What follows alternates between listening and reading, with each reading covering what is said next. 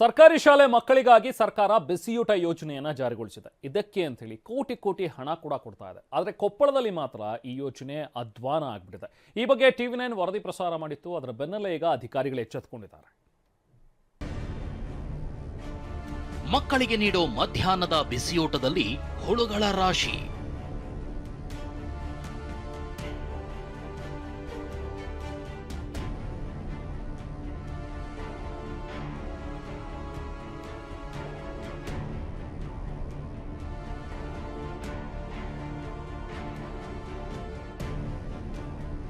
ಕೊಪ್ಪಳದಲ್ಲಿ ಬಿಸಿಯೂಟ ಯೋಜನೆ ಅಕ್ಷರಶಃ ಹಳ್ಳ ಹಿಡಿದಿದೆ. ಬಿಸರಳ್ಳಿಯ ನೃಪತುಂಗ ಶಾಲೆಯಲ್ಲಿ ಮಕ್ಕಳಿಗೆ ಹುಳು ತುಂಬಿರೋ ದಿನಸಿಯಲ್ಲೇ ಬಿಸಿಯೂಟ ಬಡಿಸಲಾಗ್ತಿದೆ. ಅನ್ನ ಸಾಂಬಾರ್ನಲ್ಲೆಲ್ಲ ಹುಳುಗಳು ಓಡಾಡ್ತಿವೆ. ಇದನ್ನು ಕಂಡು ಪೋಷಕರು ಶಾಲಾ ಸಿಬ್ಬಂದಿಗೆ ತರಾಟೆಗೆ ತಗೊಂಡಿದ್ರು.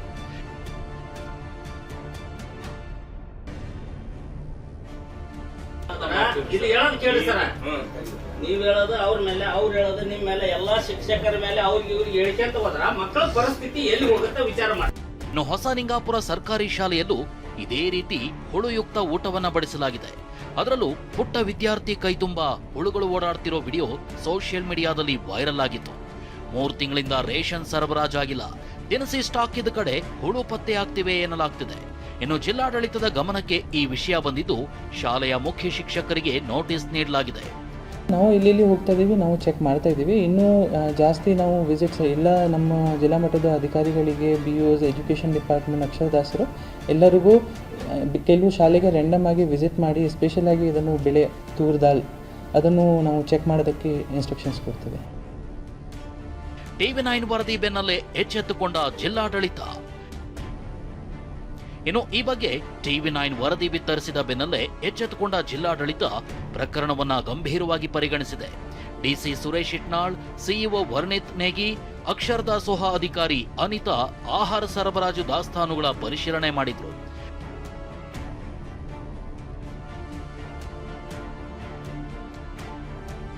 ಹೊಸಲಿಂಗಾಪುರ ಸರ್ಕಾರಿ ಹಿರಿಯ ಪ್ರಾಥಮಿಕ ಶಾಲೆಗೆ ಆಹಾರ ಸುರಕ್ಷತಾ ಮತ್ತು ಔಷಧಾಡಳಿತ ಇಲಾಖೆ ಅಧಿಕಾರಿಗಳು ಭೇಟಿ ನೀಡಿದ್ರು. ಶಾಲೆಯಲ್ಲಿ ಸಂಗ್ರಹವಾಗಿದ್ದ ಆಹಾರ ಪದಾರ್ಥಗಳ ಪರಿಶೀಲನೆ ಮಾಡಿದ್ರು.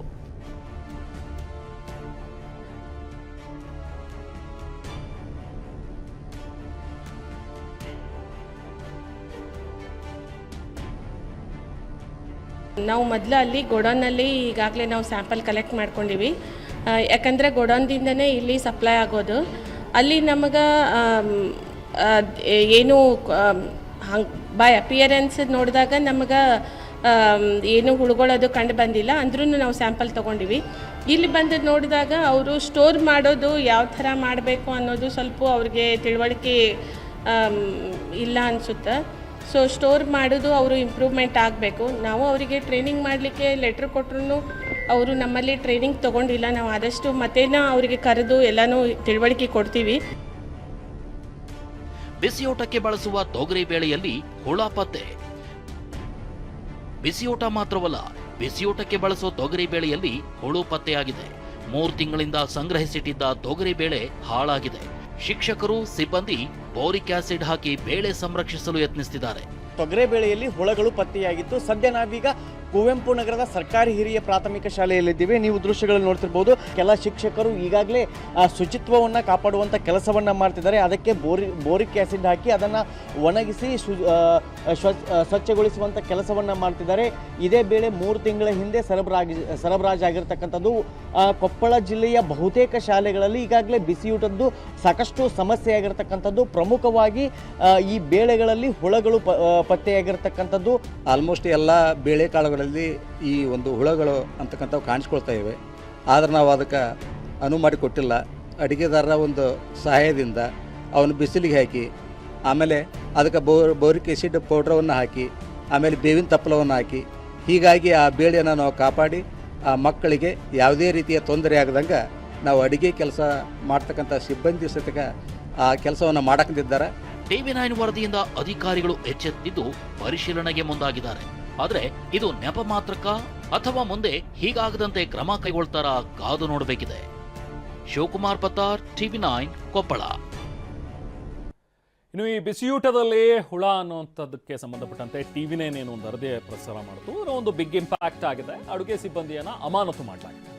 ಕೊಪ್ಪಳ ಜಿಲ್ಲಾಧಿಕಾರಿ ಸುರೇಶ್ ಇಟ್ನಾಳ್ ಹೇಳಿಕೆ ನೀಡಿದ್ದಾರೆ. ಈಗಾಗಲೇ ನಾವು ಅಮಾನತು ಮಾಡಿದ್ದೀವಿ ಅಂತ ಹೇಳಿ. ಅನುದಾನಿತ ಶಾಲೆಯ ಬಿಸಿಯೂಟದಲ್ಲಿ ಹುಳ ಪತ್ತೆಯಾಗಿತ್ತು. ಕೊಪ್ಪಳ ತಾಲೂಕಿನ ಬಿಸರಹಳ್ಳಿಯ ಅನುದಾನಿತ ಶಾಲೆ ಇದು. ಇದರಲ್ಲಿ ಮಕ್ಕಳು ತಿನ್ನುವಂಥ ಆಹಾರದಲ್ಲಿ ಹುಳ ಪತ್ತೆಯಾಗಿರೋದ್ರ ಬಗ್ಗೆ ವರದಿ ಪ್ರಸಾರ ಮಾಡಿತ್ತು ಟಿವಿ9. ಅದಕ್ಕೆ ಸಂಬಂಧಪಟ್ಟಂತೆ ಈಗ ಒಬ್ಬರ ತಲೆದಂಡ ಆಗಿದೆ. DC ಈಗಾಗಲೇ ಇದ್ರ ಬಗ್ಗೆ ಮಾಹಿತಿಯನ್ನು ಕನ್ಫರ್ಮ್ ಮಾಡಿದ್ದಾರೆ.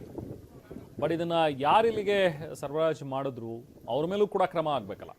ಈಗ ಅಡುಗೆ ಮಾಡುವಂಥವ್ರಿಗೆ ಅವ್ರಿಗೆ ಏನು ತಗೊಂಡು ಬಂದು ಕೊಟ್ಟಿರ್ತಾರೋ ಅದರಲ್ಲಿ ಅವರು ಅಡುಗೆ ಮಾಡಿದ್ದಾರೆ. ಬಟ್ ಖಂಡಿತವಾಗ್ಲೂ ಅವರು ಕೂಡ ಅದನ್ನು ಚೆಕ್ ಮಾಡಬೇಕಿತ್ತು. ಯಾಕಂದರೆ ಮಕ್ಕಳು ತಿನ್ನೋದಿತ್ತು. ಮಕ್ಕಳು ತಿನ್ನುವಂಥದ್ದನ್ನು ಹಾಗೆ ಏನೋ ಅವ್ರು ತಂದು ಕೊಟ್ಟರು ನಾವು ಹಾಗೆ ಅಡುಗೆ ಮಾಡಿದ್ವಿ ಅನ್ನುವಂಥದ್ದಾಗಲ್ಲ. ಸೊ ಹಾಗಾಗಿ ಇವ್ರಿಗೆ ಏನು ಕ್ರಮ ಆಗಿದೆಯೋ, ಇಲ್ಲಿಗೆ ಏನು ಸಪ್ಲೈ ಆಯ್ತಲ್ಲ ಅದ್ರ ಮೇಲೂ ಕೂಡ ಕ್ರಮ ಆಗಬೇಕು ಅನ್ನುವಂಥದ್ದನ್ನು ಜನ ಆಗ್ರಹಪಡಿಸ್ತಾ ಇದ್ದಾರೆ. DC ಮಾತಾಡಿದ್ದಾರೆ, ಬನ್ನಿ ನೋಡೋಣ. ಕೊಪ್ಪಳ ತಾಲೂಕಿನ ಬಿಸರಳ್ಳಿ ಗ್ರಾಮದ ಒಂದು ಅನುದಾನಿತ ಶಾಲೆಯಲ್ಲಿ ಬಿಸಿ ಊಟದ ಒಂದು ಅನ್ನದಲ್ಲಿ ಒಂದು ನುಸಿ ಮತ್ತು ಹುಳಗಳು ಪತ್ತೆಯಾಗಿದ್ದಾವೆ ಅಂತ ಮಾಧ್ಯಮಗಳಲ್ಲಿ, ಮುದ್ರಣ ಮಾಧ್ಯಮದಲ್ಲಿ ಮತ್ತು ದೃಶ್ಯ ಮಾಧ್ಯಮದಲ್ಲಿ ವರದಿಯಾಗಿತ್ತು. ಈ ದಿನ ನಾನು ಅಲ್ಲಿ ಹೋಗಿ ಅಲ್ಲಿನ ಮಕ್ಕಳ ಜೊತೆಗೆ ಊಟವನ್ನು ಕೂಡ ಮಾಡಿ ಬಂದಿದ್ದೇನೆ. ಭಾಳ ಚೆನ್ನಾಗಿತ್ತು ಊಟ. ಮೊನ್ನೆ 9ನೇ ತಾರೀಕು ಒಂದು ಬ್ಯಾಗ್ ಇದರಲ್ಲಿ ತೊಗರಿ ಬೇಳೆಯಲ್ಲಿ ಸ್ವಲ್ಪ ನುಸಿಗಳಿತ್ತು ಅಂತ ನಮ್ಮ ಇಒ ಅವತ್ತು ವಿಸಿಟ್ ಮಾಡಿದವರು ನನಗೆ ತಿಳಿಸಿದರು. ಅದರ ಮೇರೆಗೆ ಅವ್ರು ಯಾರು ಬಿಸಿ ಊಟದವರು ಕೆಲಸ ಮಾಡ್ತಿದ್ರು ಅವ್ರ ಮೇಲೆ ಕ್ರಮ ಆಗಿ ಅವ್ರನ್ನ ತೆಗೆದು ಹಾಕಿದ್ದಾರೆ ಮ್ಯಾನೇಜ್ಮೆಂಟ್ನವರು. ಬಟ್ ಈ ರೀತಿ ಪುನರಾವರ್ತನೆ ಆಗದೇ ಇರೋ ರೀತಿ ಎಲ್ಲ ಕಡೆಗೂ ಕೂಡ ಕಟ್ಟುನಿಟ್ಟಿನ ಕ್ರಮವನ್ನು ತೆಗೆದುಕೊಳ್ಳೋದಕ್ಕೆ ಈಗಾಗಲೇ ನಾವು BO ಅವರಿಗೆ, DDP ಅವರಿಗೆ ಮತ್ತು ಬಿಸಿ ಊಟದ ಇತರೆ ಅಧಿಕಾರಿಗಳಿಗೆ ನಿರ್ದೇಶನವನ್ನು ನೀಡಿದ್ದೇವೆ. ಕೊಪ್ಪಳ